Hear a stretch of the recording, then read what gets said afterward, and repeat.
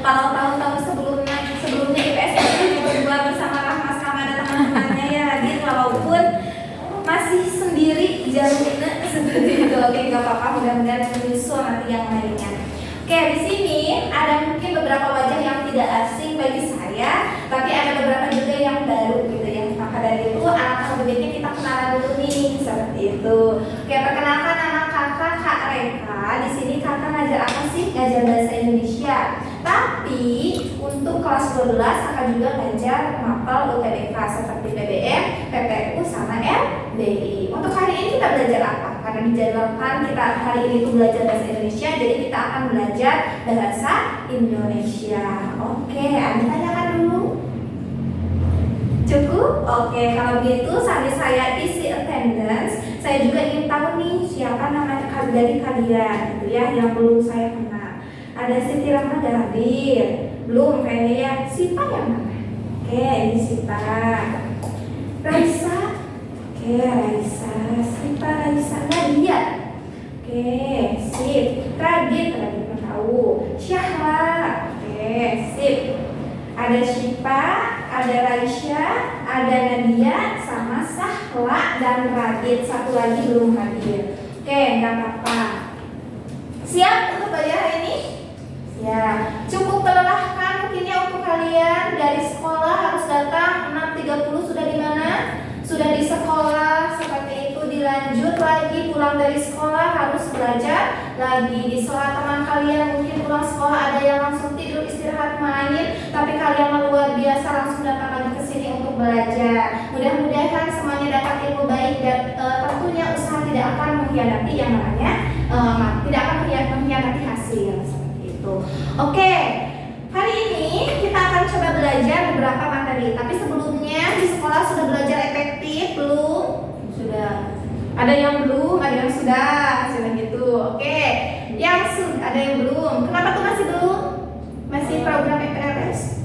Enggak, masih kayak pembukaan. Oke, masih ada pembukaan perkenalan gitu ya. Berarti bahasa Indonesia sudah masuk belum? Sudah. Oke, sudah. Sudah masuk ke dalam materinya belum? Sudah. Oke, belajar apa di sekolah? Surat lamaran. Oke, surat lamaran pekerjaan. Oke, termasuk hari ini di sini pun kita akan coba kupas lebih dalam berkaitan dengan surat lamaran pekerjaan hidup dan satu lagi berkaitan sama daftar riwayat hidup. Oke, mentang-mentang bentar lagi mau lulus gitu ya, tiba-tiba baru masuk bahasa Indonesia sudah disuguhi dengan apa? Surat lamaran pekerjaan. Siap bekerja nanti setelah lulus? Siap atau mau kemana dulu nih?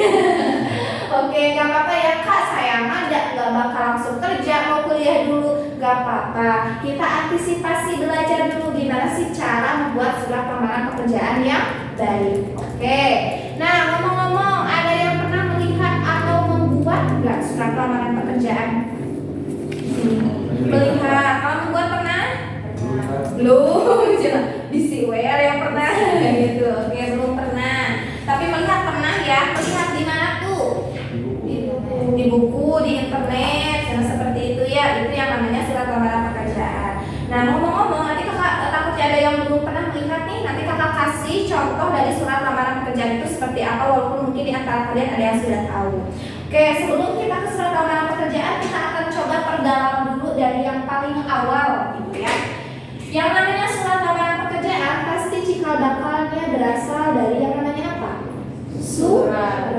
Oke, surat tidak asing kalian. Ada yang masih suka membuat surat atau bertukar surat? Ada yang masih? Sudah oke.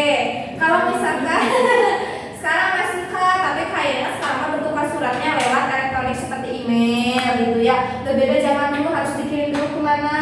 Ke pos gitu ya, untuk membuat surat. Atau mungkin bahkan dulu saat zaman saya kalau misalkan kita sakit atau izin tidak bisa masuk sekolah harus mengirim apa? Surat. Apakah zaman kalian sekarang masih sama?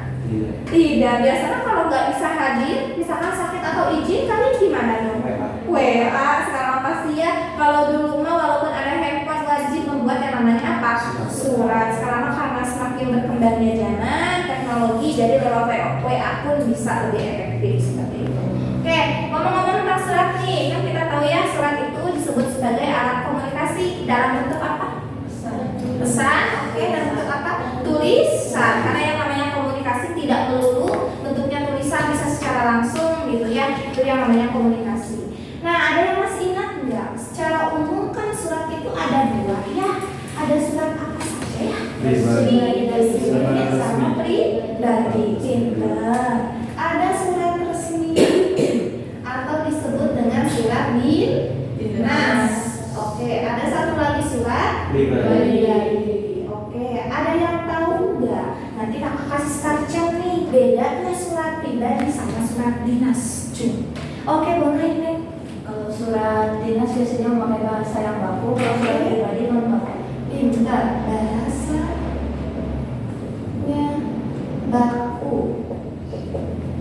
Bahasanya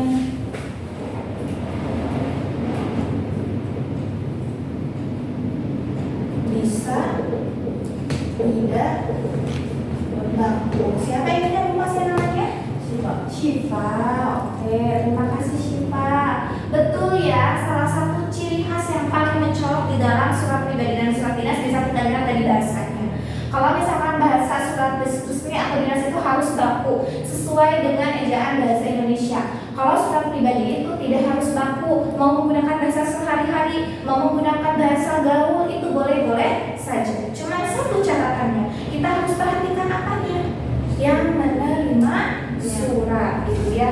Oh kak, saya mau bikin surat pribadi untuk nenek atau kakek saya, boleh gak menggunakan bahasa lo gue?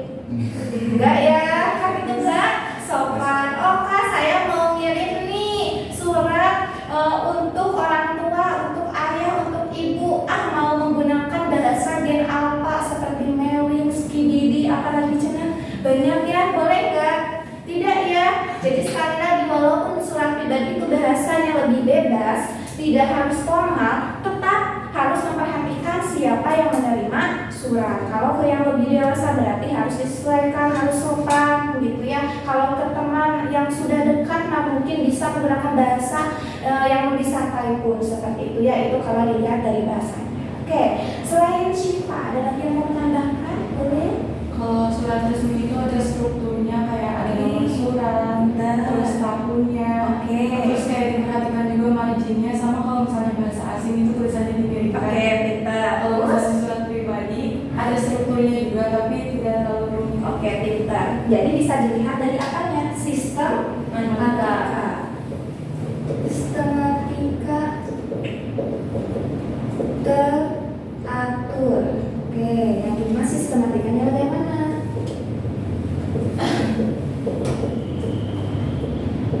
Lebih sampai. Oke, betul ya. Jadi kayak surat resmi atau surat dinas itu kayak ada aturan bakunya. Kalau surat pribadi mah lebih santai.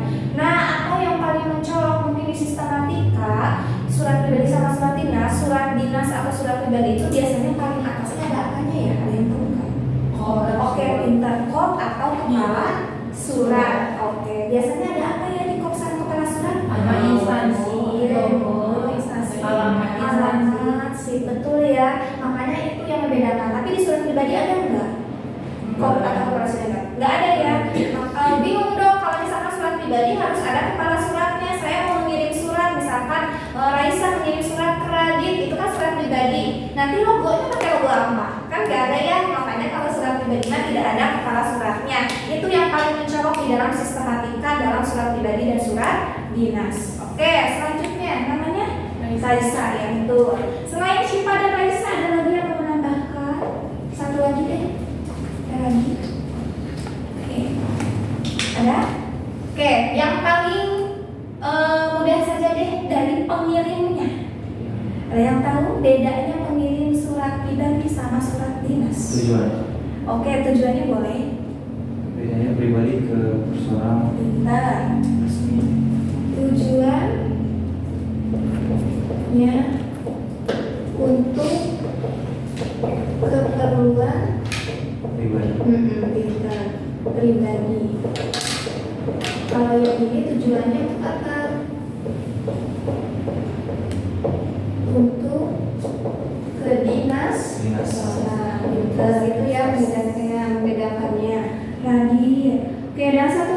paling mencolok antara surat pribadi dan surat dinas, surat pribadi itu biasanya, kalau surat pribadi biasanya pengirimnya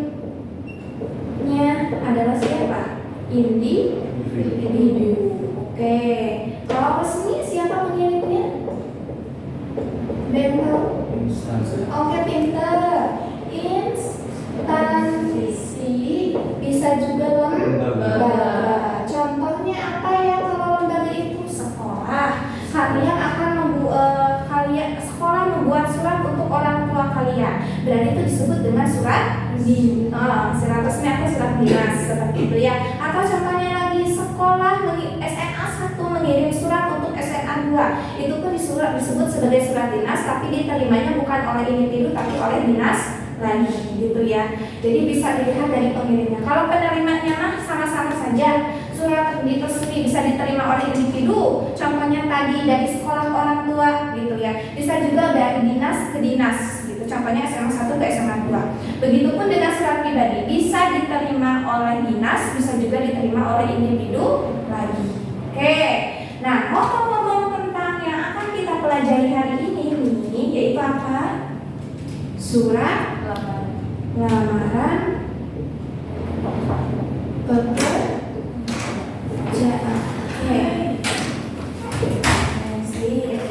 Surat lamaran pekerjaan. Kira-kira menurut kalian masuknya ke pribadi atau ke resmi?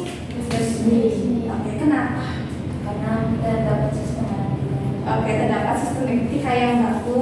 Oke, berarti kalau resmi dikirimnya harus oleh lembaga dong.